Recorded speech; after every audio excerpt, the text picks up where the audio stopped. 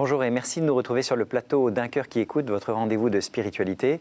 Aujourd'hui, nous avons la joie d'accueillir Martine. Bonjour Martine. Bonjour. Vous avez 53 ans, vous êtes éducatrice en vie scolaire et vous avez publié un ouvrage il y a quelques années aux éditions des Béatitudes intitulé « Le jour où j'ai pu pardonner les crachats de ma mère ». Donc un titre choc pour une histoire très choc. On va entendre votre témoignage au cours de cette émission, mais comme le veut la tradition, vous allez commencer par nous lire un texte. J'ai choisi une prière du cardinal Danils qui est intitulée « Le oui de Marie ».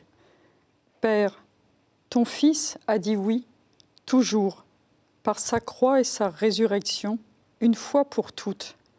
Il a planté sur notre terre le oui, qu'éternellement il profère devant ta face. Ainsi, nous pouvons dire oui, nous aussi, après lui, en lui. Dans la force de son cœur obéissant. Son oui nous a devancés, comme celui de sa mère, notre mère à tous, Marie. Tout ce que le cœur humain contient d'humilité, de disponibilité, d'écoute et d'obéissance est déjà contenu dans son fiat et trouve là sa consistance. Mets dans notre cœur et sur nos lèvres ce oui de Marie, même et surtout aux heures où nous nous demandons dans l'angoisse ou la perplexité, « Seigneur, comment tout cela pourra-t-il se faire ?» Père, accorde-nous la grâce de croire qu'auprès de toi, tout est possible et donne-nous la joie de dire qu'il nous soit fait selon tes seules volontés et ta parole. Merci pour ce beau texte qui vous inspire, j'imagine. Oui, j'ai pris ce texte parce qu'en fait, pourquoi un simple mot, un petit mot, oui. Mais un oui peut être tellement déterminant. Et moi, il a tellement été dans ce oui que j'ai donné le jour où j'ai fait cette rencontre avec le Seigneur et j'ai dit oui. Parce qu'en fait, si je n'avais pas donné ce oui, aujourd'hui, je ne serais pas sur votre plateau. Parce qu'en fait, la puissance, j'étais tirée par le bas. La puissance demeure était plus forte à un moment donné dans ma vie que cette puissance de vie. Et en donnant ce oui, en fait, je venais de dire oui, je choisissais de vivre et je renonçais enfin à tous mes chemins de mort. Voilà pourquoi ce texte est important pour moi. Je comprends bien. Alors, on va justement, pour bien comprendre tout ça, revenir sur votre passé. Peut-être pourriez-vous commencer par nous présenter vos parents ?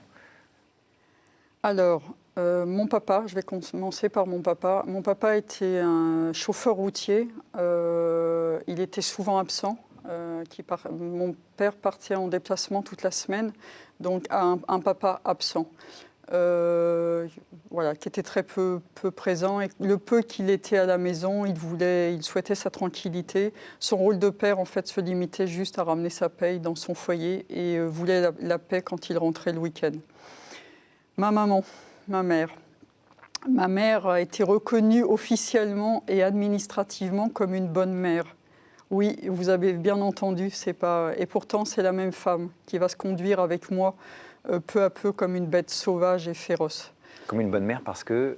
Elle a été reconnue officiellement et administrativement par les services sociaux pour devenir nourrice agréée de la DAS. Elle a eu son agrément. Voilà, et alors que c'est elle qui va être, dans toutes les questions dans le livre, qui va devenir un bourreau pour moi au quotidien dans les années qui vont suivre. Alors vos deux parents sont décédés depuis, votre père d'une cirrhose et votre maman d'un cancer. Mes parents sont décédés très jeunes. Ma maman est partie la première à 49 ans d'un cancer du pancréas. Et mon papa a suivi 3 ans derrière d'une cirrhose. Parce qu'en fait, mes parents se sont détruits au fil du temps par l'alcool, tous les deux. Alors, vous avez connu de fait une adolescence et une enfance marquées par la violence. Dans quel contexte cela se produisait ? Est-ce que vous pouvez nous raconter un peu justement cette violence au quotidien ? Alors, en fait, j'ai été rejetée par ma mère à ma naissance du fait que j'étais une fille. Elle n'a pas accepté que je naisse fille. Ma mère était quelqu'un de très méchante à la base, très autoritaire. Et l'alcool n'a pas arrangé. L'alcool plus tard a aggravé la situation. Ma mère était quelqu'un de très méchante.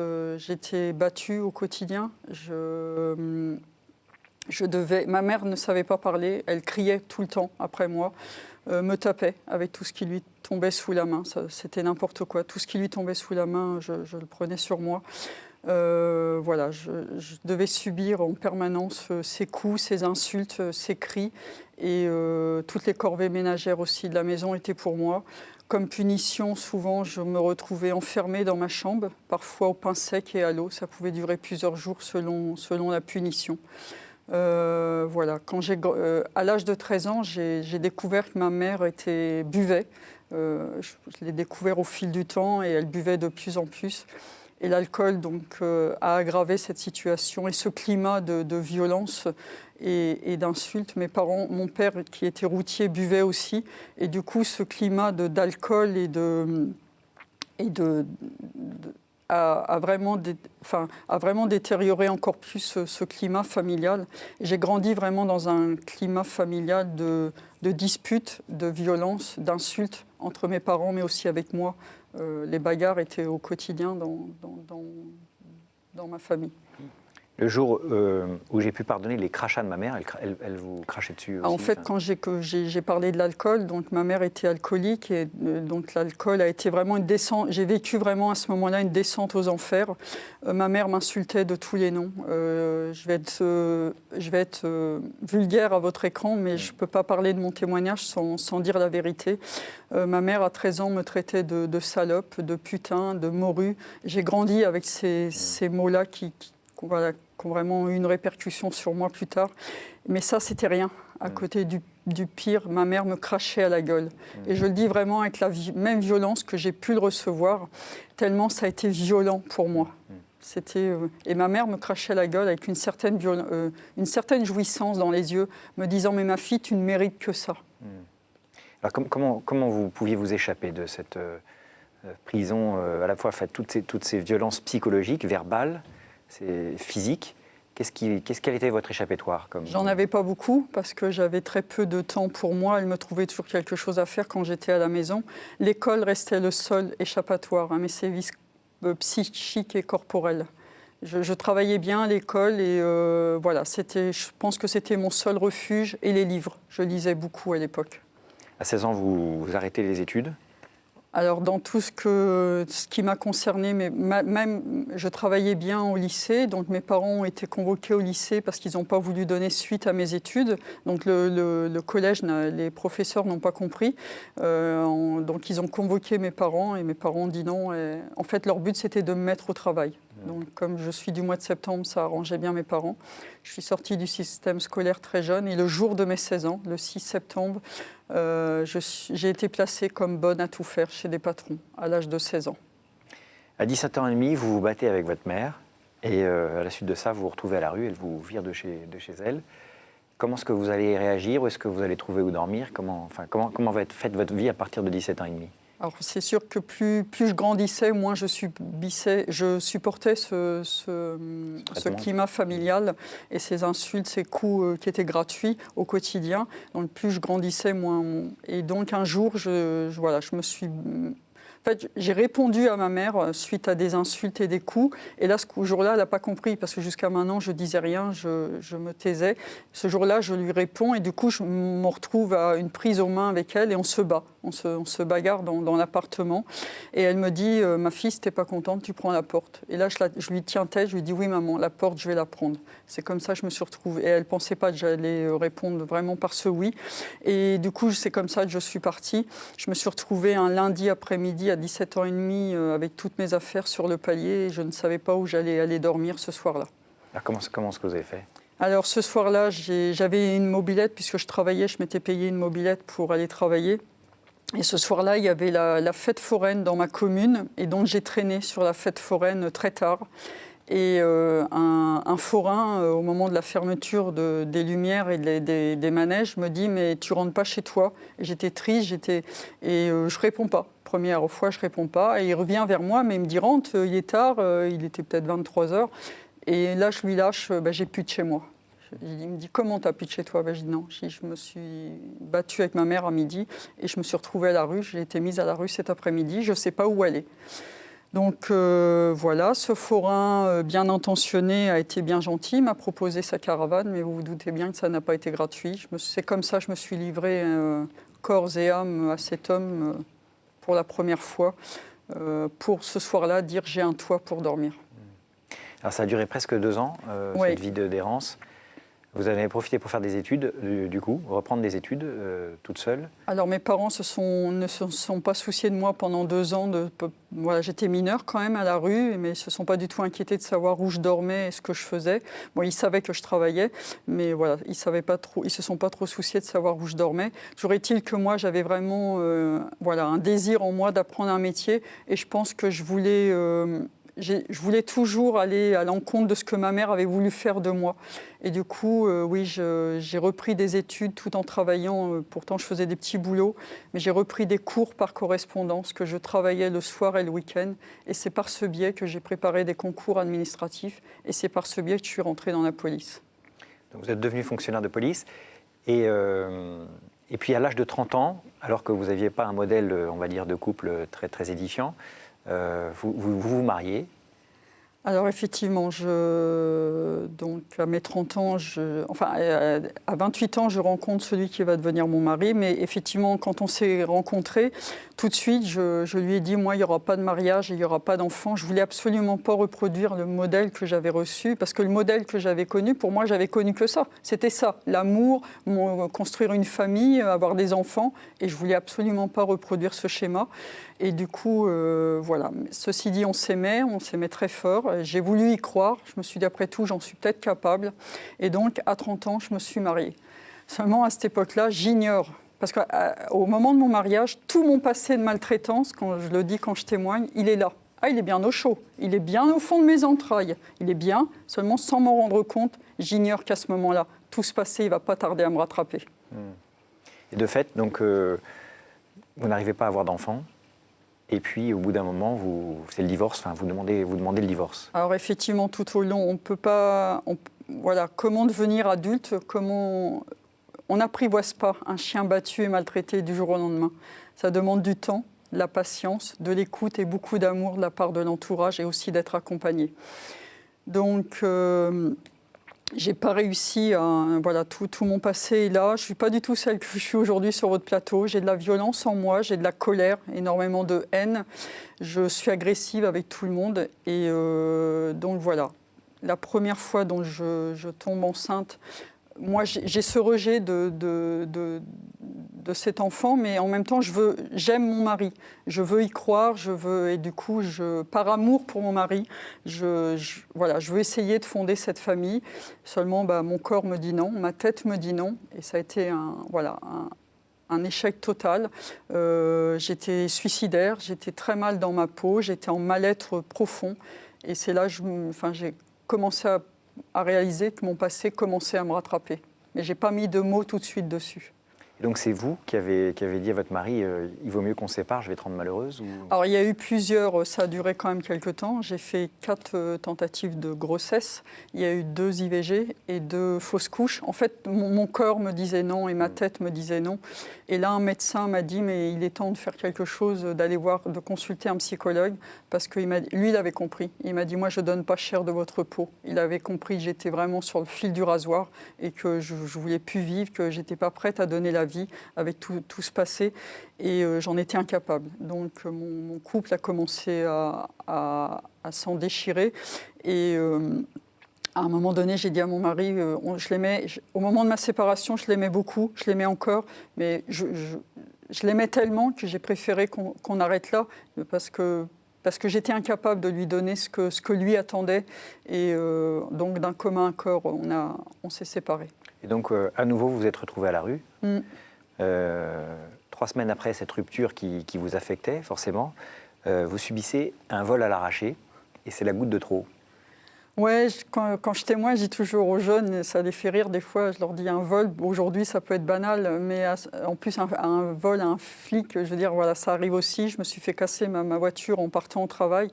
Mais moi, oui, ce vol, 3 semaines après mon départ de mon domicile, j'avais plus rien. J'avais plus de domicile, j'avais plus de mari, j'étais en plein divorce, j'avais plus de famille, j'avais recréé une cellule familiale par la famille de mon ex-mari que j'adorais. Tout s'écroulait de nouveau autour de moi et voilà, ce matin-là, ça a été vraiment la goutte de trop. anéantie. Vraiment, sur la route, je me suis retrouvée anéantie. Et là, voilà, ça a été un coup d'arrêt pour moi de me dire stop. Là, maintenant, c'est bon, j'en peux plus. J'étais vraiment à bout de force et voilà, je voulais plus vivre. Pour moi, là, ce jour-là, ça a été stop, fini. Donc la décision de se suicider était ferme. Très forte, oui, très forte et sans savoir que j'allais faire cette rencontre après avec le Seigneur. Je dis toujours, Seigneur, tu m'as fait vivre ta passion à ta façon. Ces faits, je vous raconte, ces faits se sont passés un vendredi. Et donc j'ai pris contact avec mon service parce que je m'en allais travailler, donc j'avais une relève à faire. Et il y a un collègue sur mon lieu de travail qui avait compris, donc ils se sont tout de suite assurés que je n'avais pas mon arme avec moi. Si j'avais eu mon arme ce matin-là, je ne serais pas là. C'est sûr, ma décision était prise tellement j'étais... Et du coup, j'ai fait toutes les démarches que mon patron m'a demandé de faire ce jour-là. Et en rentrant, je me suis enfermée. Toute seule dans le noir pendant 2 jours, dans le chaos total, je ne voulais plus vivre. Ma décision était, voilà, la vie pour moi c'était fini, elle s'arrêtait là. J'étais tellement en souffrance depuis le jour de ma naissance, mais à un moment donné on se dit mais pourquoi on vit, pourquoi on est sur Terre, voilà, stop, là c'était bon, stop. Et donc 2 jours après, le dimanche, vous poussez la porte d'une église. Qu'est-ce qui vous pousse à pousser la porte d'une église ? Je ne sais pas.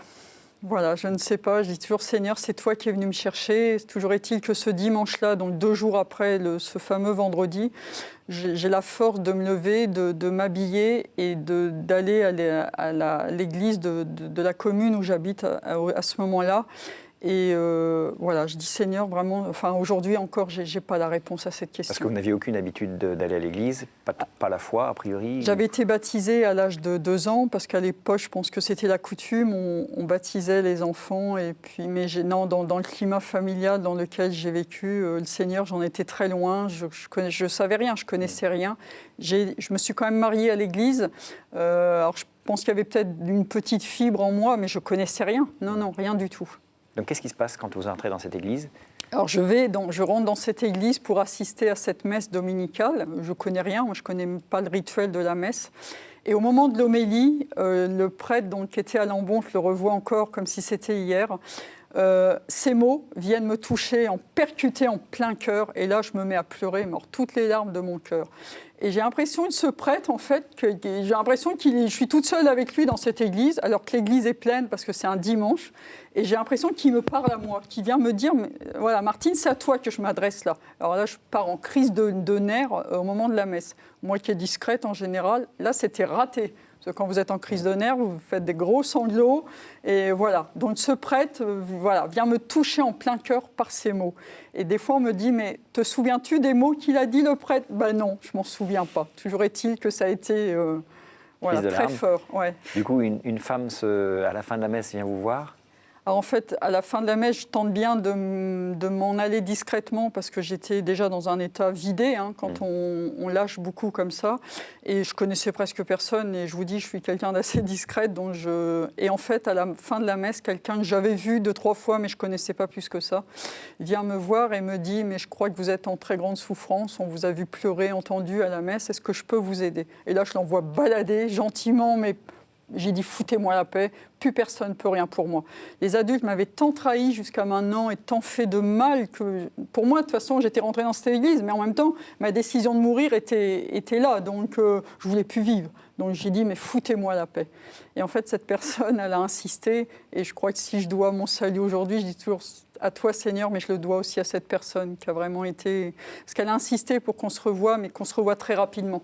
Donc on s'est revus 2 jours après, et elle m'a fait tenir promesse que ce temps du dimanche au mardi, je ne ferai pas de bêtises. Et je lui ai donné ma parole. Et alors là, quand vous l'avez revue, elle vous a proposé... Alors en fait, je revois cette personne, je lui raconte mon parcours dans les pleurs, les larmes. Et en fait, elle me laisse parler, elle ne me pose qu'une seule question à la fin. J'ai beaucoup aimé sa discrétion et son écoute qui me dit « Mais Martine, veux-tu rencontrer un prêtre ?» Et pareil, je lui dis oui, mais sans savoir ce que... Voilà. Sauf que je sais à ce moment-là que c'est ma dernière bouée de secours. Vous savez, une noyée qui est dans les eaux et qui se dit, voilà, j'ai plus que ça. Voilà, c'était moi vraiment. Et j'ai dit oui. À sa question, j'ai répondu oui. Encore une fois, je ne savais pas qu'est-ce que ce oui allait entraîner. Je ne savais pas. Donc c'est comme ça que vous rencontrez le père Bernard Marie. Qu'est-ce qui se passe au cours de cette rencontre? Alors pareil, donc cette personne prend contact avec un prêtre que je ne connaissais pas. Elle m'envoie je rencontre le père Bernard Marie qui me laisse parler pendant 2 heures dans les pleurs, la colère, les larmes, tout mon parcours depuis ma naissance, et qui me dit: Martine, je vais te donner le sacrement de réconciliation. Je le regarde avec des grands yeux. J'ai dit: oui, père, c'est quoi? Moi, en plus, je venais de pleurer. Et donc, il m'explique, parce que moi, je ne savais pas ce que c'était, je n'avais jamais reçu ce sacrement. Et il me dit: je vais prier pour toi et le Seigneur va te donner son pardon et tout. Donc, je le laisse faire. De toute façon, j'étais là, je le laisse faire. Et donc, le prêtre passe son étole, effectivement, il prie sur moi. Et là, je sens qu'il se passe quelque chose, mais difficilement définissable. Tout ce que je sais, c'est qu'il met la paix dans mon cœur et que je repars de là, je suis apaisée. Et voilà, donc c'est comme ça que je reçois la première fois le sacrement de réconciliation. Alors à partir de là, c'est tout un chemin qui va démarrer avec l'aide de ce père. Il vous fait rencontrer une fraternité, la fraternité Camille de l'Hélice, avec laquelle vous allez commencer un chemin de reconstruction. En fait, donc, en quittant ce prêtre, après avoir reçu le sacrement de réconciliation, il me dit: Martine, est-ce que tu veux continuer un chemin de guérison et d'accompagnement avec l'Église? Et pareil, je lui dis oui, parce que de toute façon, j'avais plus personne autour de moi et je ne savais pas comment j'allais pouvoir continuer toute seule. Et donc, il me donne les coordonnées de la fraternité, il me parle de cette fraternité, il me donne les coordonnées et je prends contact avec eux. En fait, c'est une fraternité qui accompagne les personnes en très grande souffrance et qui accompagne pour un chemin de guérison intérieure par la prière, la parole et un accompagnement très, très suivi. Et donc, j'ai été accompagnée très longtemps par cette fraternité. Et un jour, j'arrive à un rendez-vous et je dis à l'accompagnatrice: on va arrêter de se voir, parce que j'avais l'impression que j'avançais plus dans mon cheminement, que j'avais plus rien à lui dire. Et en fait, je lui dis ça et en même temps, je lui dis: mais je sens que parce que j'avais commencé cette rencontre avec le Seigneur, mais c'était encore très, très évasif. Je ne savais pas prier. C'était mystérieux pour moi, parce qu'en fait, je faisais 2 pas en avant, mais j'en faisais 3 en arrière. L'autre, il me tirait derrière et il y avait encore des chutes, il y avait encore beaucoup de doutes. Donc, je ne comprenais pas trop ce qui se passait en moi. Mais j'ai senti dans mon cœur cette envie d'aller me mettre à l'écart de la société, de mon travail, et cette envie d'aller me mettre à genoux devant le Seigneur. Le Seigneur venait m'inviter: viens te mettre à genoux devant moi. Et je lui dis ça. Mais il me dit: Martine, mais j'ai tout à fait ce qu'il te faut pour toi. Je dis: super. Je dis: Seigneur, fais très bien les choses. Et elle me dit: je te conseille une session de guérison intérieure. Donc je lui fais confiance et j'ai dit: oui, c'est ça qu'il me faut. Et c'est comme ça que je suis partie une première fois dans une communauté religieuse. Je ne savais même pas qu'existaient des communautés religieuses. Alors qu'est-ce que vous allez expérimenter au cours de cette retraite de guérison ? Alors, bien sûr, il y a eu tout un cheminement qui s'est fait, beaucoup de lâcher-prise, des pleurs en permanence. Mais en même temps, le Seigneur est venu me toucher dans cette semaine. Et ma rencontre avec le Seigneur s'est vraiment fait cette semaine-là. Ça a été un baume sur toutes mes blessures et vraiment beaucoup d'amour. Et j'ai compris à ce moment-là que le Seigneur m'aimait. Moi qui n'avais jamais été aimée de personne, j'ai dit: waouh, quel cadeau! Être aimée par ce Père du ciel, pour moi, ça a été révélateur dans mon cœur. Donc cette rencontre s'est faite à ce moment-là. Mais il n'y a pas eu ça. Le jeudi, en fait, 2 jours avant de partir de cette session, en même temps, un poids est venu se mettre à l'intérieur de moi et j'étais pas bien. Et j'en parle à l'accompagnatrice, parce qu'on est accompagnés toute la semaine. Et je lui dis: voilà, je suis pas bien, j'ai un poids là. Et elle me dit: Martine, elle dit, moi je t'accompagne depuis le début, je sais maintenant ce que le Seigneur vient te demander. Elle dit: effectivement, tu as beaucoup lâché, mais le Seigneur maintenant te demande d'aller au pardon à ta mère. Alors là, j'ai crié, j'ai dit: non, là, non, non, non. J'ai dit: Seigneur, demande-moi tout ce que tu veux, mais ça, c'est impossible, impossible. Et sans savoir que j'aurais la foi un jour, j'avais toujours dit, étant jeune, ma mère, je ne pourrais jamais lui pardonner. Parce qu'elle m'a quand même fait beaucoup de sévices, beaucoup de mal. Je dis toujours, elle m'a détruit ma vie. J'ai pas eu d'enfance, j'ai pas eu d'adolescence. Elle m'a bousillé ma vie de femme et de future mère. Donc pour pardonner, excusez-moi, mais j'ai dit non, là je... Et en fait, l'accompagnatrice, je lui dis non. Dans un cri, elle me dit: Martine, moi j'ai compris que le Seigneur te demandait ça, maintenant ça t'appartient, tu es libre. Et elle me lâche avec ça. Je voyais là les 6 mots du lettre pardon, je peux vous assurer qu'elles sont bien présentes, et le visage de ma mère. Et là j'ai dit non, je peux pas. Je peux pas. Et elle me lâche avec ça. Je vais à la chapelle toute seule, et là je me mets à genoux devant l'autel, je me mets en larmes. Je dis Seigneur, tu peux pas me demander ça, c'est pas possible, je ne peux pas. Sur un plan humain, je ne peux pas, c'est pas possible. Je dis maintenant, si c'est ce que tu veux pour moi, viens m'aider, viens me le mettre ce pardon, parce que moi, sur un plan humain, c'était impossible. Et à ce moment-là, je demande ça donc au Seigneur dans ma prière et dans les larmes, et je comprends à ce moment-là que le Seigneur vient me dire, Martine, si tu pars d'ici en disant non à ce pardon, tu es morte, tu reprends tes chemins de mort. Si tu donnes ton oui au pardon à ta mère, tu reprends un chemin de vie. Et c'est ça qui m'a fait aller au pardon à ma mère, parce que le Seigneur est venu me le demander et me le mettre dans mon cœur. Merci infiniment Martine, c'est magnifique. Malheureusement, le temps passe, on va devoir terminer cette émission. Je n'ai pas le temps de poser les questions rituelles. Voilà, on est obligé d'arrêter maintenant. Merci pour ce magnifique pardon que vous avez pu donner du coup à cette mère qui vous crachait dessus dans votre enfance. C'est le titre de votre livre, Le jour où j'ai pu pardonner les crachats de ma mère. Pour aller plus loin, pour comprendre encore mieux cette histoire, j'invite les téléspectateurs à regarder ce livre. Merci encore d'avoir accepté notre invitation. Ceux qui veulent revoir l'émission peuvent le faire sur ktotv.com. Sinon, nous nous retrouvons la semaine prochaine pour une nouvelle émission.